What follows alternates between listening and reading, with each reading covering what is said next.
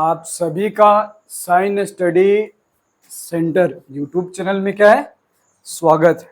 ठीक, हमें उम्मीद है कि आप अच्छे होंगे और अच्छे से पढ़ाई कर रहे होंगे।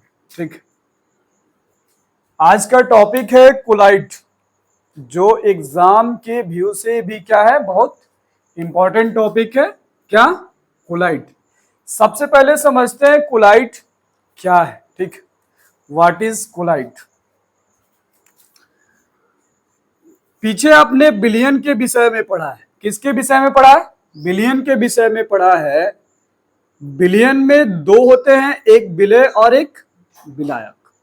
ठीक, विलय और विलायक मिलके क्या बनेंगे? बिलियन। क्या बनेंगे? बिलियन। ठीक इसी तरह से जो कोलाइड है, ठीक, कोलाइड में भी विलय और विलायक की जगह पे एक परिक्षेपण माध्यम,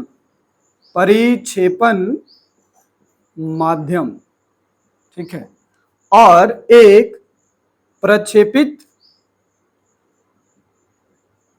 प्रवस्था होती है। क्या होती है? प्रवस्था होती है। एक परिक्षेपण माध्यम और एक परिक्षेपित प्रवस्था। माध्यम को आप विलायक से समझिए और प्रक्षेपित प्रवस्था को किससे समझिए? विलय से। ठीक, बिलियन और कोलाइड। कोलाइड क्या है? कोलाइड भी एक प्रकार का क्या है? बिलियन है। क्या है? बिलियन है। लेकिन ध्यान रखिए कि जो कोलाइड है वो कैसा बिलियन है? विषमांगी है। कैसा है? विषमांगी बिलियन है। ठीक, कैसा बिलियन है? विषमांगी बिलियन। तथा कह रहा है कि जो बिलियन के जो कण है, क्या है? बिलियन के कण और कोलाइडी का कण क्या होगा? बिलियन के कण के मुकाबले जो कोलाइडी के कण होंगे वो बृहद होंगे, बड़े होंगे। क्या होंगे? बड़े होंगे। उनका जो साइज होगा वो क्या होगा? बड़ा। क्या होगा? बड़ा। ठीक, तो अब हम लिख सकते हैं कोलाइड किसको कहेंगे? एक विषमांगी बिलियन, एक विषमांगी बिलियन जिनका या जिनके कणों में आप आयन ले सकते हैं। ठीक है, आयन ले सकते हैं, अणु ले सकते हैं, परमाणु ले सकते हैं। ठीक, एक विषमांगी बिलियन जिनके कणों का आकार बिलियन के कणों के आकार से क्या हो? छोटा हो। क्या हो? छोटा हो। वह बिलियन या वह माध्यम लिखिए। ठीक है, वह माध्यम क्या कहलाएगा? कोलाइड कहलाएगा। क्या कहलाएगा? कोलाइड कहलाता है। क्या कहलाता है? कोलाइड कहलाता है। ठीक है, वह माध्यम क्या कहलाएगा? कोलाइड कहलाएगा। ठीक है, इतनी बात समझ में आ गई। कोलाइड किसे कहते हैं? कोलाइड किसे कहते हैं? ठीक, अब हम लोग आगे देखते हैं। कह रहे कि जो कोलाइड है इसे आप नोट कर लीजिए जल्दी से। चलिए आगे देखते हैं।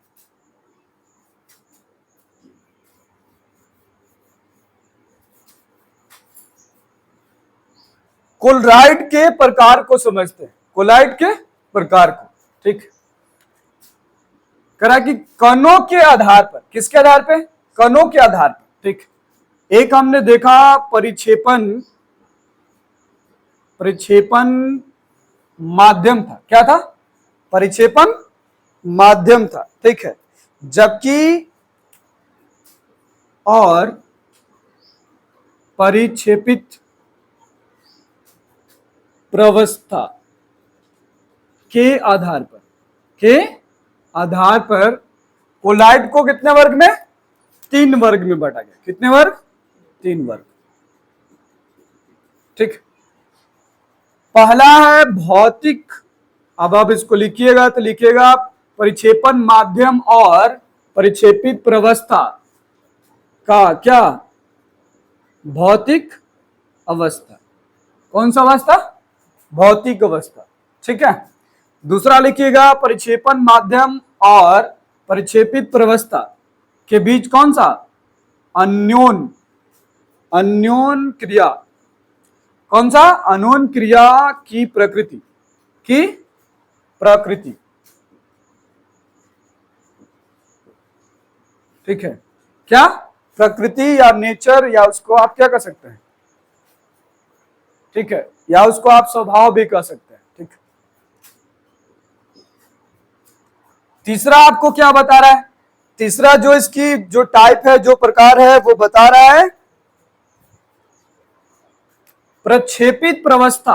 किसकी, प्रक्षेपित प्रवस्था के कणों का आकार, कणों का आकार,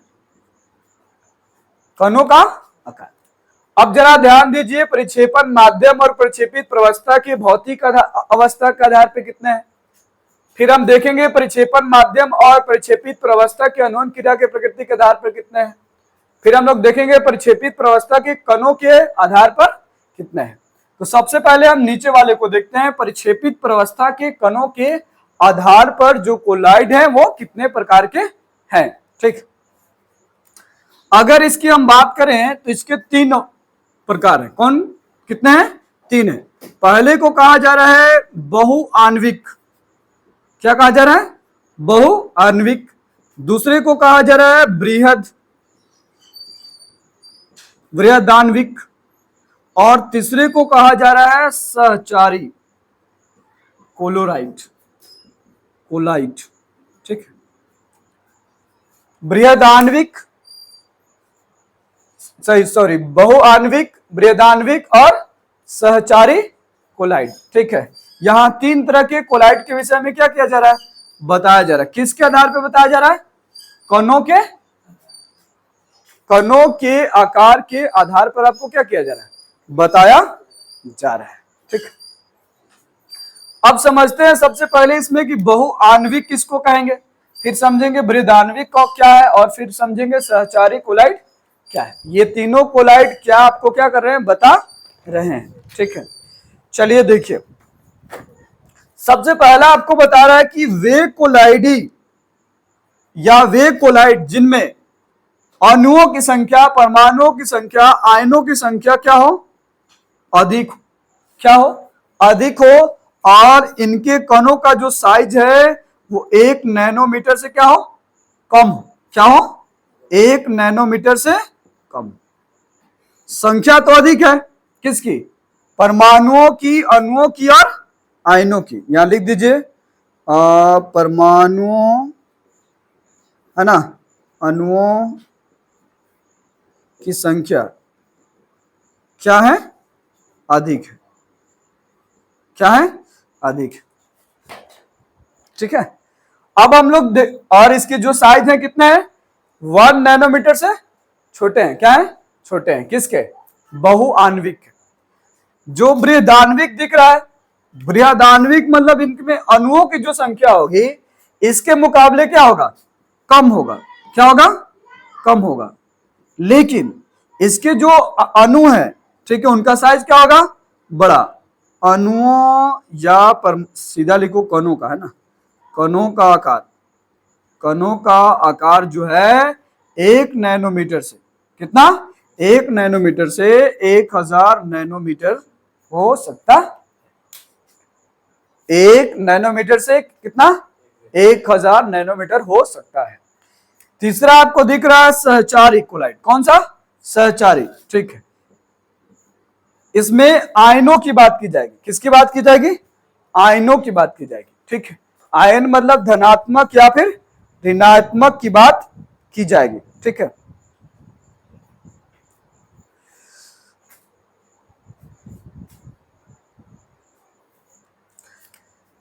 आयनों की बात की जाएगी, प्लस या ऋणात्मक की बात की जाएगी, और इसे प्राप्त किससे किया जाएगा, विद्युत अपघटन के माध्यम से। किसके माध्यम से? विद्युत अपघटन के माध्यम से। और इनमें कणों का अगर हम साइज की बात करेंगे तो कैसे होंगे? लगभग बराबर होंगे। क्या होंगे? बराबर। एक और चीज जो आपको समझ में आना चाहिए कि यहां किसके कणों की बात की जा रही है? प्रक्षेपित प्रवस्था। किसकी बात की जा रही है? प्रक्षेपित प्रवस्था, जिसको हमने क्या कहा था? विलय। किसके कणों की बात कर रहे हैं हम लोग? विलय की। किसकी? विलय की, ना कि विलायक की। ठीक है, किसकी बात कर रहे हैं? विलय की, मतलब प्रक्षेपित प्रवस्था के कणों की बात कर रहे हैं, मतलब एक कण की बात कर रहे हैं। और वो कण कौन सा है? प्रक्षेपित प्रवस्था के कण है, या उसको आप विलायक कहिए। क्या कहिए? सॉरी, विलय कहिए। क्या कहिए? विलय कहिए। ठीक है, इतनी बात समझ में आ गई। किसके आधार पर? आप कणों के आधार पर इसको बांट दिया गया, बहुआण्विक, वृदान्विक और सहचारी क्लोराइड। ठीक, अब हम लोग समझते हैं अनोन क्रियाओं के आधार पर, या उनकी अनोन क्रियाओं की प्रकृति के आधार पर। ठीक, जो कोलाइड है कितने तरह के हैं। ठीक, इसको भी आप नोट कर लीजिए जल्दी से। चलिए नीचे वाले को मिटाते हैं।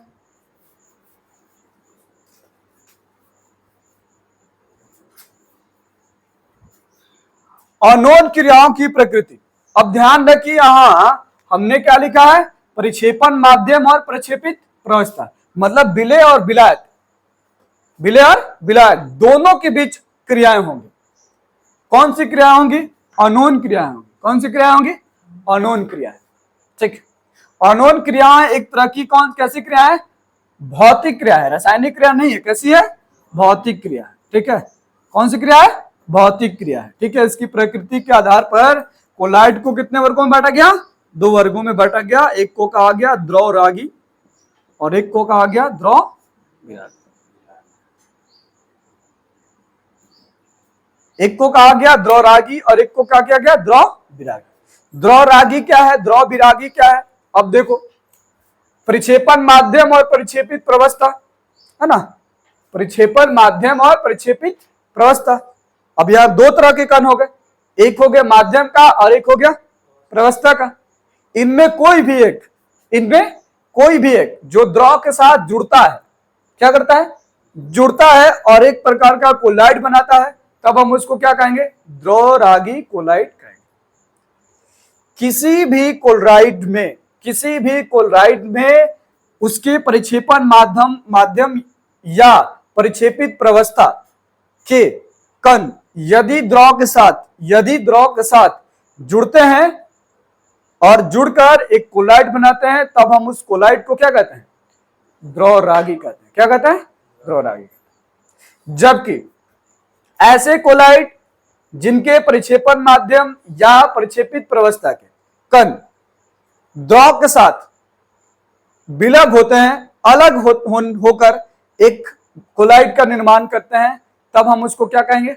द्रव विरागी कोलाइड। एक हो गया द्रव रागी कोलाइड और एक हो गया आपका द्रव विरागी क्लोराइड। ठीक, 2 तरह के कोलाइड। किसके आधार पर? अनोन क्रिया की प्रकृति के आधार पर। इतनी बात समझ में आ गई। ठीक, चलिए आगे देखते हैं। अगला है हमारा परिक्षेपण माध्यम और प्रक्षेपित प्रवस्था के आधार पर भौतिक अवस्थाएं। ठीक है, अब आपको पता है कि जो भौतिक अवस्थाएं हैं कितनी है? 3 है, ठोस, द्रव और गैस। ठीक है, यहां लिख दीजिए प्रक्षेपण माध्यम, थोड़ा और ऊपर लिखते हैं, परिक्षेपण माध्यम, और एक लिखिए परिक्षेपित प्रवस्था। ठीक, और यहां लिख दीजिए कोलाइड के प्रकार। यहां कुछ उदाहरण है, ठीक, जो आप बुक से देख सकते हैं। ठीक, बुक में एक सारणी बनी हुई है, आप वहां से देख सकते हैं। सारणी 5.4 है। ठीक है, सारणी कितनी है? 5.4। अब हम लोग समझते हैं कि जो अवस्था है 3 तरह के हैं, ठोस, द्रव और गैस। तो सबसे पहले तो ठोस और ठोस को मिलाया जाएगा। किसको मिलाया जाएगा, ठोस और ठोस को मिलाया जाएगा, तो क्या बनेगा,